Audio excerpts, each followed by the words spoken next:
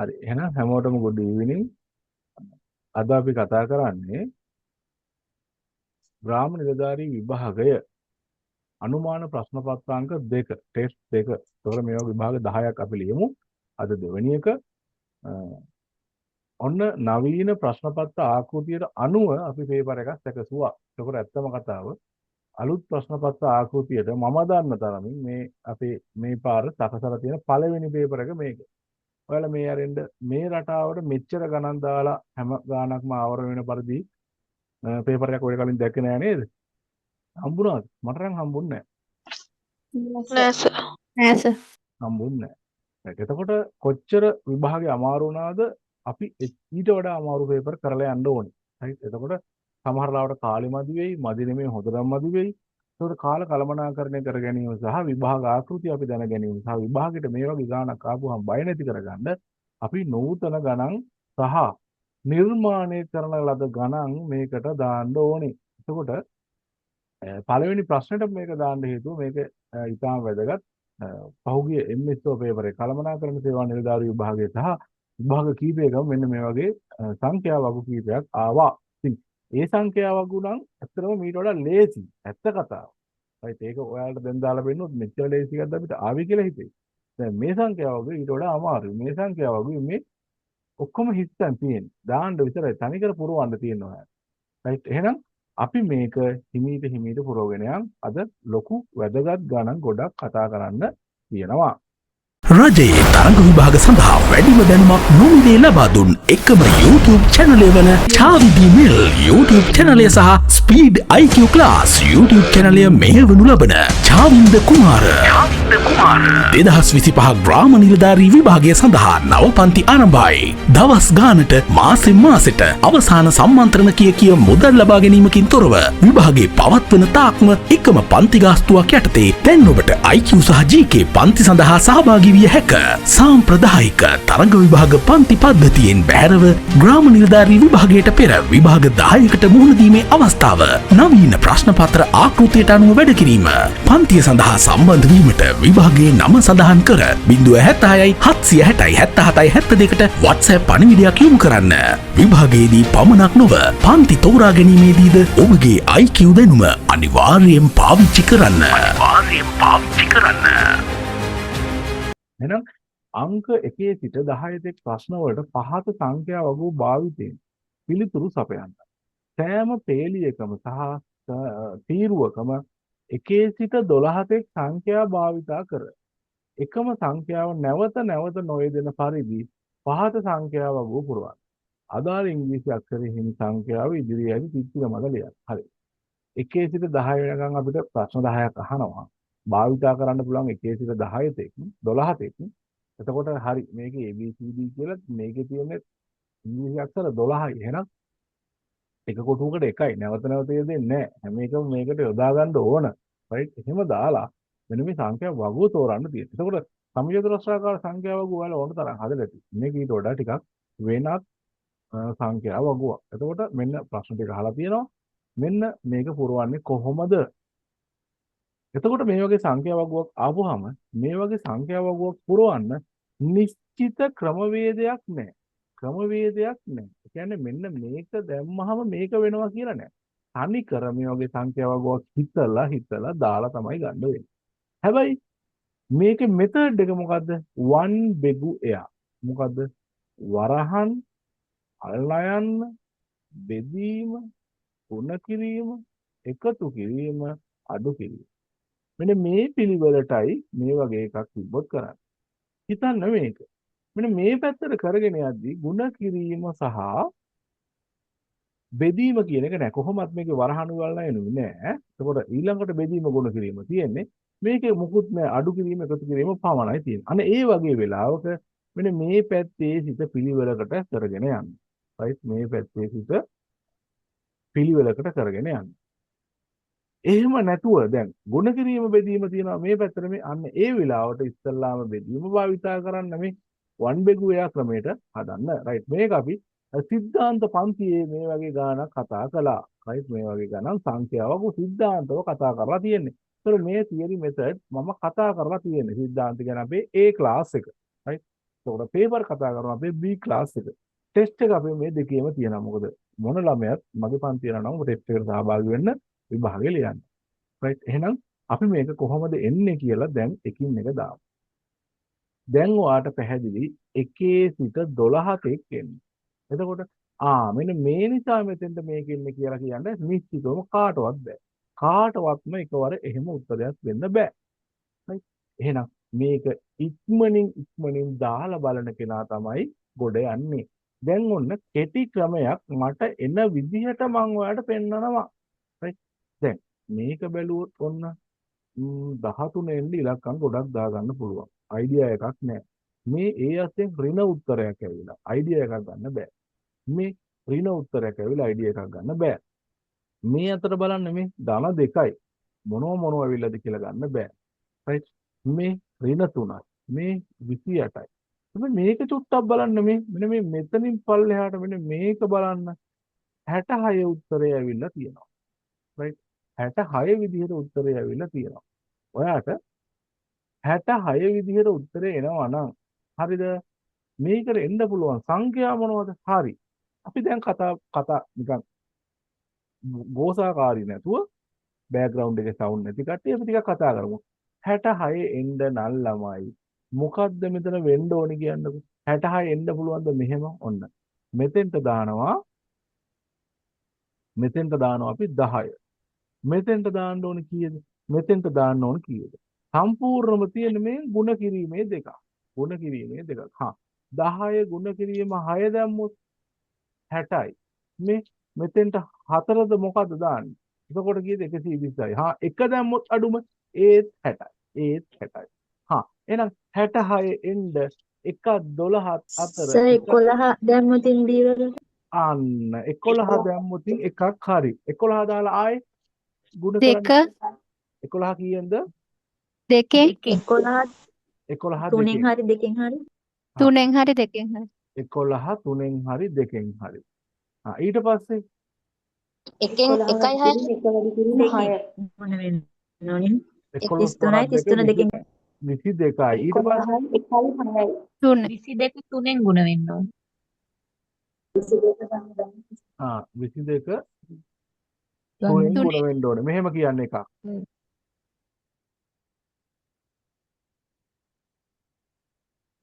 Sir 11යි 1යි 6යි මේක දෙකෙන් ගුණ වුණොත් හරි.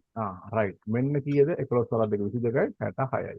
11 වල 33යි 66යි. ආයි කියන්න V වලට 1 දාලා F වලට 11 දාලා J වලට 6 දැම්මොත් සර් 1 දාලා 11 දාලා 6 දාලා.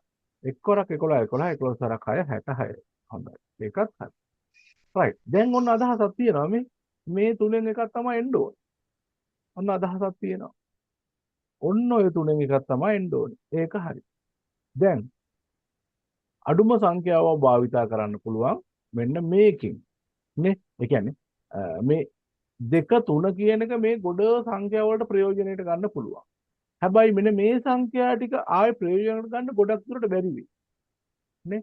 ගොඩක් දුරට බැරි වෙයි. ඒ නිසා මෙන්න මේක ඔබලා බලමු. රයිට්. ඉතලම අයිඩියා එකක් තියෙනවා. මොකද්ද ගන්න තීරුව? ඒකට සැකසෙන්නේ මොකද්ද? මේ අදහස් දෙන්නේ ළමයි. මේ ඔළුව හදනවා ඔයාලා කරන්නේ. මෙන්න ගන්න තීරුව. මෙහෙම එකක් ආවහම ආතබූත වෙලා බෑ. මෙන්න ගන්න තීරුව සිලෙක්ට් කරා. එන්න ඕනේ අගයන් 3 මෙන්න. අයිඩියා එකක් ආවා. විභාගෙට මේක මේ විදිහටම ජීවිතේට එන්න. මේ වගේ ගානක් එන්නේ. එතකොට මෙන්න පළවෙනි හදන්න ඕන තීරුව. මෙන්න එන්න ඕන සංඛ්‍යා. right? එතකොට මේක එන්න ඕන සංඛ්‍යා ටික මෙන්න. 1 2 3 4 5 6 7 8 9 10 11 12. right? ඔන්න ඔය සංඛ්‍යා ටික එන්න ඕන. ඊට පස්සේ එක්කෙනෙක් කිව්වා මම දැන් කිව්වේ මොකද්ද මේකෙන් ගන්න පුළුවන් ලේසි මේක 1 11 6. හරි. ඇත්ත ඒක. ඒ උත්තරේ මෙතෙන්ට දාන්න පුළුවන්. මෙතෙන්ට 1 දාලා මෙතෙන්ට 11 දාලා මෙතෙන්ට 6 දාන්න පුළුවන්. එතකොට කෙනෙක්ට පුළුවන් ඉතින් මේක මාරු කරලා දාන්න පුළුවන්. ඔව් පුළුවන්. හැබැයි අනිත් පිළිතුරුත් එනවද කියලා බලන්න ඕන. රයිට් මේක ඔන්න බලන්න. එච්චර දෙයක් හිතන්න පේපර් එකකට දුන්නාට පස්සේ කාලෙ මදින එක ඉතාලම පැහැදිලි. MS විභාගේ ඉතාලම පැහැදිලි. මොකද කරන්නේ? නේ? එතකොට සමහර වෙලාවට රිසල්ට්ස් ගන්න මේ 80ක් 90ක් ගන්න කෙනා නෙමෙයි. ලකුණු 60ක් 65ක් ගන්න කෙනාට එතකොට කට් ඔෆ් මාක් අඩු වෙලා ලකුණු දෙන්න පුළුවන්. කොහොම විභාගේ කරත් ගන්නේ ඔය අර ලියන ටිකෙන්ම තමයි. හැබැයි තර්කණය වගේ ගණන් දැන් හදලා ප්‍රැක්ටිස් එකේ ඉන්නේ. දැන් අපේ ළමයි තර්කණය ඔන්න අද අමාරු ගානක් විතරම හදලා. ඒත් මේක හදාගන්න අමාරු වෙලා. එහෙනම් දැන් ඊළඟටත් මේවත් විතර හදන්න තමයි ඔළුව හදන්නේ. තර්කණය දැන් වලට නැති. හරි එහෙනම් 11 1 6 ගත්තාම ඔන්න මං 1 කැපුවා 6 කැපුවා 11 කැපුවා. හරි මේ ටිකේ උත්තරේ 66 නම් ආවා. හරිනේ 66 ආවා. ඊට පස්සේ මෙහෙම ගත්තට පස්සේ ආයි අපිට ලේසි තීරුවකට ගන්න තියෙන්නේ මොකක්ද කියලා බැලුවේ හැකි. කාට හරි පුළුවන් ද ඊළඟට ලේසි තීරුව මේක කියන්න? DH D ගුණ කිරීම කෝකද? A ඍණ E වැඩි කිරීම I සමානයි 2. A ඍණ I A ඍණ E ගුණ කිරීම I සමානයි 2. ගන්න පුළුවන් සාධකයක් ඉදිරිපත් කරන්න මුලින්ම. දැන් ඕකේ 2 එන්න නම් අනිවාර්යෙන් සාමාන්‍යයෙන් 10 වගේ අතුරු සංඛ්‍යා දෙකක් වැඩි වෙන්න ඕනේ. ඒ කියන්නේ ඓක්‍ය. ඒතර 3 වරක් 2 6යි. 6යි 6යි නම් මෙතනින් ඍණ වෙනවා නම් කෙලින්ම ඒක 8 වෙන්නම ඕන. අන්න. 8 වෙන්න ඕනේ. දැන් මම ඉස්සල්ලා කිව්වා 3 2 කියන ඒවා ගොඩ දේවල්වලට භාවිතා කරන්න පුළුවන්. එයා කියන එක හරි. දැන් බලන්නකො මේ ඔය කියන්නේ මේ තියෙන සංඛ්‍යාවෙන් මෙන්න මේ ගුණිතය අඩු වුණාම 2යි කියන්නේ. එතකොට මෙතන මේ කියන සංඛ්‍යා දෙක 3 වරක් 2 6 වෙන්න පුළුවන්. එහෙම වුණොත් ඒකට එන්නේ 8යි. ඒක ඊටාම පැහැදිලි. එහෙම වුණොත් ඒකට එන්නේ 8යි. අපි දාලා බලමු එනවද කියන එක. ඒ 8යි ළමයිනේ කොච්චර කරත් ඔයාලට අමාරු වෙන්න පුළුවන්. මොකද මේ අලුත්ම ගණන් රටාවක් මේ ඉගෙන ගන්නවා. මෙවුව පට්ට ගහලා හදනවා. පට්ට ගහලා හදනවා. මේ වෙනකොටත් මේ දැන් ගණන් කීපයක් දැන් අපි හදලා තියෙන්නේ. රයිට් මේ දෙවෙනි ටෙස්ට් එකකටත් අතුලත් කරලා තියෙනවා. ඉතින් විභාගයට යද්දි මේක අනිවාර්යෙන් කොට දා ගන්න පුළුවන් තරකට ගේනවා. දැන් මේ අමාරුම ගාණක් වලට දීලා තියෙන අමාරු කියන්නේ දැන් හිස්තන්නේ ඔක්කොම තියෙන්නේ. රයිට් එහෙනම් මෙතෙන්ට 8 දාලා මෙතෙන්ට 3 දාලා මෙතෙන්ට 2 දානවා. බලමු 3 වරක් 2 6යි 8ෙන් 2ක් 2යි. එහෙනම් මොනවද දැම්මේ 3 හරි 2 හරි 8 හරි. ඊගාවට ළමයි මෙන්න මේ තීරුව පොඩ්ඩක් බලන්නකෝ. මෙන්න මේ තීරුව මෙතන මේ ගුණිතයෙන් මේක අඩු වෙලා 28 එන්න ඕනේ. ඔය ගුණිතේ. රයිට් සාමාන්‍යයෙන් මෙතන ඉතිරි තියෙනවා දැන් පැහැදිලිවම 28ක් එන්න නම් මේ තියෙන ගුණිතයන් හදාන්න නම් ලොකු සංඛ්‍යා දෙකක් ගුණිතය වෙන්න ඕන. රයිට් ලොකු සංඛ්‍යා දෙකක් ගුණිතය වෙලා රයිට් ලොකු සංඛ්‍යා දෙකක් ගුණිතය වෙලා තියෙන සංඛ්‍යාවක් අඩු වෙන්න ඕන. එතකොට දැන් ඉතිරි සංඛ්‍යා ටික බලන්න ලොකු සංඛ්‍යා දෙකක් ගුණ වෙනවා නම් මෙතන 10 වරක් 9 90යි 90ෙන් 12ක් අඩු කරලා වැඩක් නැහැ නේ. එහෙනම් මේ 9 වගේ උත්තර වෙන්නේ නැහැ. 10 වරක් 7 10 වරක් 7 70යි 12ක් අඩු කරා එන්නේ නැහැ. 10 වරක් 5 50යි. 10 වරක් 5 50යි. 50න් 12ක් අඩු කරාම උත්තරේ එන්නේ නැහැ. 10 වරක් 4 40යි. 40න් 12ක් අඩු කරාම 28 එනවා. රයිට් එහෙනම් දැන් මේවා දාන්නේ කොහෙටද කියලා ඔන්න ආයෙ ප්‍රශ්නයක් එනවා. දැන් දෙතුන් පාරට කට්ටිය දාලා බලන්න. නමුත් ඒක කරන්න වෙනවා කාලය ඉතුරු කරගන්න ගමන් කෙටි ක්‍රම භාවිතා කරලා එකතු කිරීම අඩු කිරීම මෙතඩ්. රයිට් ඔයාලට ඉක්මනින් එකතු කරගන්න බැරි නම් ඔයාලට ඉක්මනින් එකතු කරගන්න බැරි නම් මේක හදන්න ඇත්තටම හරිම අමාරු වෙනවා. ඉක්මනින් එකතු කිරීම අඩු කිරීම කරන්නම වෙනවා. right එතකොට දැන් මේ ඉහළ සංඛ්‍යා දෙක ගුණ වෙද්දි අඩු කරන්න ඕනේ දැන් බලන්න 10 වරක් 4 40යි 12නේ අඩු වෙන්නේ පැහැදිලි කෑ ගහන්න එපා ගාන හදද්දි 10 වරක් 4 40යි 12නේ අඩු වෙන්න ඕනේ පැහැදිලිවම 12 මෙතෙන්ට එන්නේ ඒක ඊටාම පැහැදිලි නේද ඊටාම පැහැදිලි හරිනේ ඊගාවට මෙන්න මේ රටාවට යන්න දැන් 10යි 4යි මෙතන තරඟ කරන්නේ දැන් බලන්න 8 බෙදීම 1 8 බෙදීම 1 8යි. එකතු කිරීම C. එකතු කිරීම C. අඩු කිරීම ඊළඟ උත්තරේ මේක එන්න ඕන. හිතන්නකෝ 8 බෙදීම 1 8යිනේ 8යි. එතකොට මෙතෙන්ට එකතු වෙන්න ඕන දැන් 10 හරි 4 හරි අයින් කරලා 5 හරි හෝ හොඳද 5 9 10 7 කියන අගයන්නේ. ඔන්න ඔය කියන අගයන් එකතු වෙලා එකතු වුණාම ටිකක් ලොකු සංඛ්‍යාවක් එන්නේ. right? අන්න ඒ සංඛ්‍යාවෙන් මෙන්න මේ D සංඛ්‍යාව අඩු වුණාම මේ 13 වෙන්න ඕන. right? ඒක ඔන්න ඔළුවේ තියාගන්න. ඊගාව මෙන්න මෙතන බලන්න. මෙතන දැන් 1 බෙදු ක්‍රමයට නෙමෙයි තියෙන්නේ. ගුණ කිරීමක් නැහැ. මුල ඉඳලා අගට කරගෙන යන්න තියෙන්නේ. මේ ධන 2යි ඍණ 6යි කීයද? ඍණ 4යි. ඍණ 4ට මෙන්න මේ k කියන උත්තරේ එකතු වුණාම ඒකෙන් 12ක් අඩු කරාම ඍණ 9 එනවා. හරි. එහෙනම් ධන 2යි ඍණ 6යි ඍණ 4යිනේ. ඍණ 4යි. මේ k කියන උත්තරේට 7 ආදේශ කරොත් බලන්න මොකද්ද වෙන්නේ කියලා. k කියන උත්තරේට 7. ඍණ 4ට ධන 7ක් කියන්නේ කීයද ළමයි?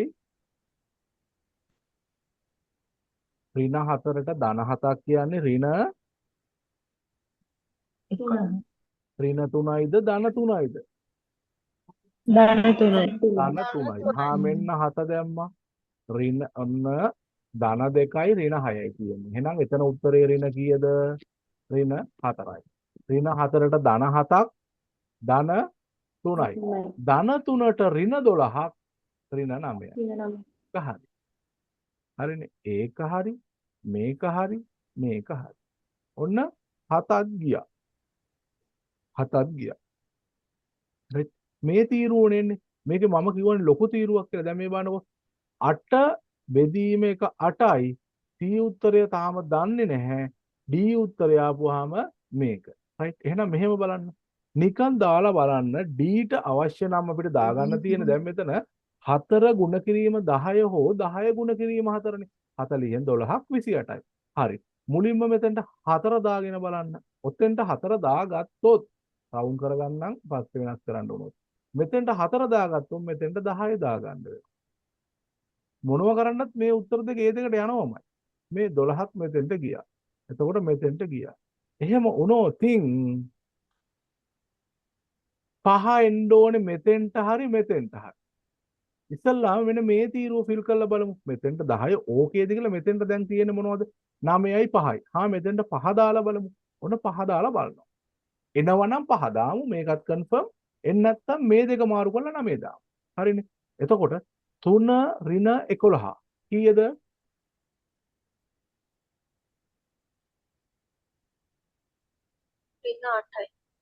ඍණ 8යි. ඍණ 8ෙන් අඩු කරන්න ඕනේ 5 දැම්මොත් කීයද? ඍණ 13. ඍණ 13. ඍණ 13යි. ඍණ 13ෙන් ධන 10ක් ගියාම ඍණ 3යි. එහෙනම් ඒක හරි. එහෙනම් මෙතෙන්ට 5 කන්ෆර්ම්. එහෙනම් මෙතෙන්ට 5 කන්ෆර්ම්. මෙතෙන්ට 5 කන්ෆර්ම් නම් ඉතිරි එකයි තව. මෙන්න 9. ඔන්න 9. හදමු මේ තීරුව ආයේ 8 බෙදීම 1 8යි 9යි 8යි 17යි 17න් 4ක් 13යි හරි. මේක අපි හැදුවා හරි. මේකත් දැන් හැදුවා හරි. මේක උදේම ගත්තා හරි. මේකත් හරි. මේ තීරුව බලන්නත් ඕනේ. මේක වැරදුනොත් වැඩක් නැහැ. 9 ඍණ 5 කීයද? 4යි. ධන 4යි. ධන 4යි. ධන 4යි ඍණ 7යි කීයද? ඍණ 3යි හරි. මේක බලමු. 4 වරක් 10 40යි 40න් 12 28යි. දැන් බලන්න එකේ ඉඳලා 12ට යොදාගෙන. අමාරුයි තමයි නේද ළමයි? කල්පනා කරන්න ගියාම ලේසි නෑ. මේ වගේ ගණන් හදලා තේරුම් අරන් තමයි ප්‍රැක්ටිස් වෙන්න ඕනේ. දැන් තේරෙනවද? හිතන්න පුළුවන් මොලේ කොච්චර ඕනද? ශනික සුළු කිරීම කොච්චර ඕනද කියලා. මේවා කොළවල ලියන්න ගියාම වැඩක් නෑ. හැබැයි මේක මේ විදිහට හදාගත්තොත් ලකුණු 20ක් මේ ප්‍රශ්නෙට තියෙනවා. උත්තර 10ක් හරියනවා. රයිට්. ඒට උත්තරය 8යි. බීට උත්තරය 1යි. සීට උත්තරය 9යි. ඒට 8යි ළමයි. බීට 1යි. සීට 9යි. ඩීට 4 එන්නේ. ඊට 3 එන්නේ. එෆ්ට 11 එන්නේ. එච්ට 10 ජේට 6 එන්නේ. කේට 7 එන්නේ. එල්ට 12 එන්නේ. රයිට්. ප්‍රශ්න අහලා තියෙන්නේ අපෙන් 10යි 12 පුරවලා.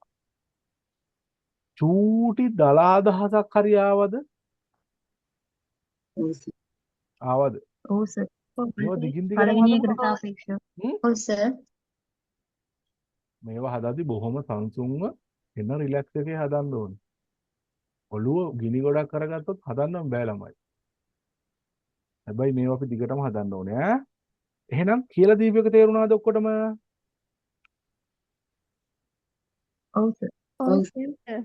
රයිට්. මේක හරි. තාම ටිකගේ ඈ. බොහොම චුට්ටකගේ හරි. හරි කවුරු ඉන්නවද මෙතන? හරි සර්. හරි. very good. නියමයි. පල්ලටයි ඒයි කියන පොඩ්ඩක් ආයි කියන්න. කෝකද? ඒයි කියලා දෙන්නේ. උත්තර දෙකයි තියෙන්නේ. 8න් 3ක් 5යි. 8න් 3ක් 5යි නෙමෙයි. මේක 1 බෙගුවා නෙමෙයි. 3 වරක් 2 6යි. 8න් 6ක් අඩු කරා 2යි. තේරුණාද? ඉස්සල්ලාම ගුණ කිරීම දෙක කරලා ඉන්න ඕන. 1 බෙගුවා. තේරුණාද? එතකොට ගුණ කිරීම බෙදීම් තියෙන අපි හොඳ පොටක් මුලින් අල්ල ගන්න ඕනේ. පොටක් අල්ලගත්තේ නැත්නම් වැඩේ දෙල් වෙනවා. හරිනේ? රයිට්. මේ වගේ ගණන් හැමදාම දැන් කෙරෙනවා. මම කිව්වා හැම පේපර් එකකටම දානවා. මෙව්වා කෙරෙනවා වැඩිපුර ළමයි මොකද දන්නවද? අපි සාම්ප්‍රදායික ප්‍රශ්න පත්‍ර රටාව දැන් කොහොමද කඩන්න ඕනේ. ඒ තියරි ඔක්කොම උගන්වනවා. සාම්ප්‍රදායික සියල්ල උගන්වනවා. ඇයි? සෞඛ්‍ය කළමනාකරණ එතකොට මොනවද දකුණු පළාත් කළමනාකරණ ඔක්කොම අපි උගන්වපු තියරි වලින් නේද තියෙන්නේ. ඒ කරපු ප්‍රශ්න ඒ විදිහටම තිබ්බා. ඒ කියන්නේ කරපු ප්‍රශ්නේ ඉලක්කම් මාරුල ඒ විදිහටම තිබ්බා. නමුත් ක්‍රම දෙකටම දැන් වැඩේ කොට දාන්න ඕනේ. රයිට්. එහෙනම් අපි යන් ඊළඟ ගානට.